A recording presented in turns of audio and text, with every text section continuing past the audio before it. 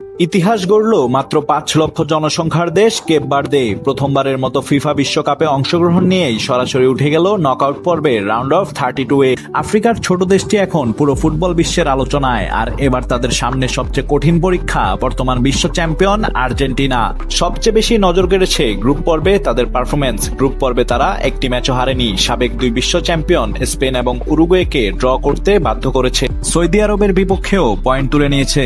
বিশ্বকাপ শুরুর আগে হয়তো কেউ কল্পনাই করেনি এই গ্রুপ থেকে বাদ যাবে উরুগুয়ের মতো শক্তিশালী দল, কিন্তু কেপ বার্দে সেটাই করে দেখিয়েছে। কেপ বার্দে প্রমাণ করে দিয়েছে বিশ্বকাপে নাম নয়, পারফরমেন্সেই শেষ কথা। আগামী ৪ জুলাই ভোর ৪টায় রাউন্ড অফ 32-এ তাদের প্রতিপক্ষ বিশ্ব চ্যাম্পিয়ন আর্জেন্টিনা। কাগজে কলমে এবং বর্তমান ফর্মে আর্জেন্টিনাই স্পষ্ট ফেভারিট। তবে স্পেন এবং উরুগুয়েকে থামিয়ে দেওয়া দলকে হালকাভাবে নেওয়ার সুযোগ নেই।